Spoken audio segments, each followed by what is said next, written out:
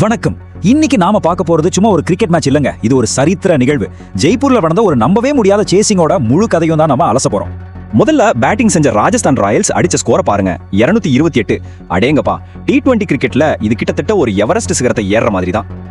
இந்த டார்கெட் ஏன் இவ்ளோ பெருசுன்னு சொல்றேன்னா அதுக்கு ஒரு காரணம் இருக்கு. அது ஜெய்ப்பூர் கிரவுண்டோட ஹிஸ்டரி தான்.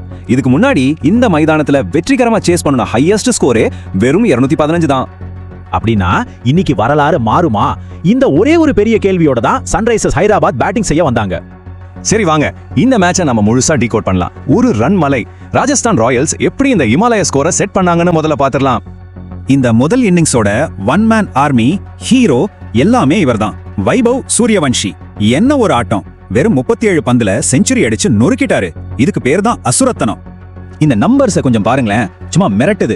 37 பால்ல 103 ரன், அதுல 5 4 தான், ஆனா 12 சிக்ஸர். நினைச்சு பாருங்க, ஸ்ட்ரைக் ரேட் கிட்டத்தட்ட 280. ராஜஸ்தானுக்கு இதை விட ஒரு கனவு மாதிரி ஒரு ஸ்டார்ட் கிடைக்கவே முடியாது. ஆனா சூரியவன்ஷி மட்டும் தனியா நின்னு ஆடல. அவருக்கு இன்னொரு பக்கம் நல்ல சப்போர்ட் கிடைச்சது. துருவ் ஜூரல் 35 பால்ல 81 ரன் அடிச்சாரு.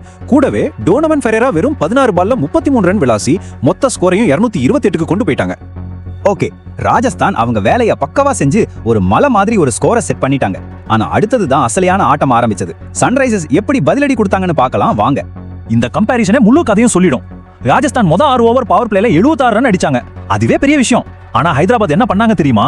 அதையெல்லாம் தாண்டி அதே 6 ஓவர்ல 89 ரன் அடிச்சு தெறிக்க விட்டாங்க.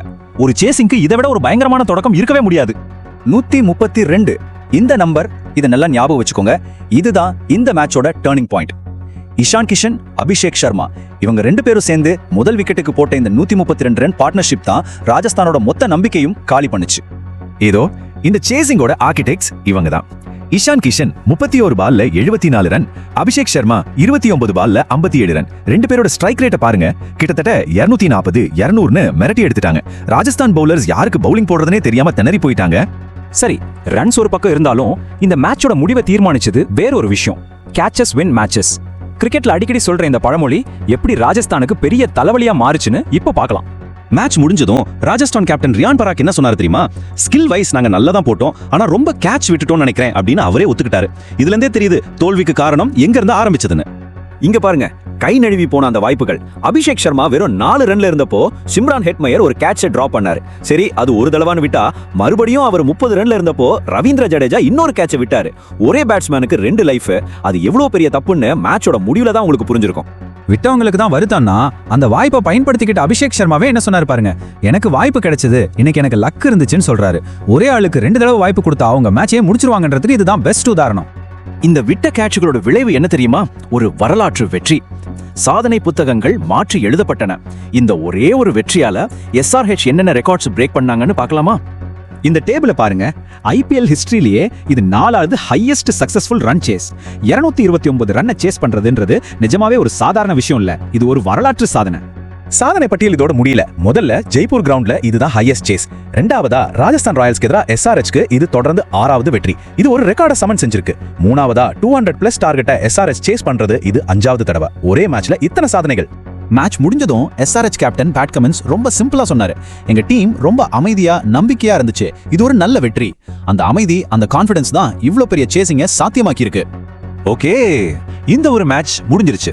ஆனா இதோட இம்பாக்ட் இனிதான் டோர்னமெண்ட்ல தெரிய ஆரம்பிக்கும். இந்த ஒரு ரிசல்ட் பாயிண்ட்ஸ் டேபிள எப்படி எல்லாம் மாத்திருக்குன்னு பார்க்கலாம். இந்த ஒரு வெற்றி தோல்வி பாயிண்ட்ஸ் டேபிள எப்படி ஷேக் பண்ணிருக்குன்னு பாருங்க. SRH ஜெயிச்சதால 3வது இடத்துக்கு வந்துட்டாங்க. தோத்த RR 4வது இடத்துக்கு போயிட்டாங்க. 2 டீமுக்குமே 10 பாயிண்ட்ஸ் தான். ஆனா நெட் ரன் ரேட் தான் இப்போ வித்தியாசத்தை காட்டுது. பிளே ஆஃப் ரேஸ் இப்போ இன்னும் டைட் ஆகிடுச்சு. சரி, டாப் டீம்ஸ் இப்படி ஒன்னோட ஒன்னு மோதிக்கும் போது டேபிள்ல கடைசி இடங்கள்ல இருக்கிற டீம்களோட நிலைமை என்னவா இருக்கும்? ஒரு உதாரணத்துக்கு 9வது இடத்துல இருக்கிற லக்னோ சூப்பர் ஜாயண்ட்ஸ் எடுத்துக்கலாம். அவங்க எப்படி மீண்டு வர முடியும்? முதல் ஸ்டெப், சீசனோட முதல் பாதியில செஞ்ச டாக்டிக்கல் தவறுகளை சரி செய்யணும். ரெண்டாவது, வரப்போற KKR மேட்ச் ரொம்ப முக்கியம், அதுல ஜெயிச்சு அந்த மொமெண்டமை திரும்ப பிடிக்கணும். மூணாவதா, ஒரு தொடர் வெற்றிகளை பதிவு செஞ்சாதான் அவங்களால மேல வர முடியும். ஆக நம்மளோட கடைசி கேள்வி இதுதான். சன்ரைசர்ஸ் ஹைதராபாத் ஒரு வரலாற்று சேஸ் மூலமா ஒரு பெரிய கம்பேக் கொடுத்திருக்காங்க. அவங்க கிட்ட இருந்து இன்ஸ்பிரேஷன் எடுத்து தடுமாறிட்டு இருக்கிற லக்னோ டீமால KKRக்கு எதிராக அவங்களோட கம்பேக் கதையை எழுத முடியுமா? இந்த கேள்விக்கான பதிலுக்கு நாம அடுத்த மேட்ச் வரைக்கும் காத்திருப்போம்.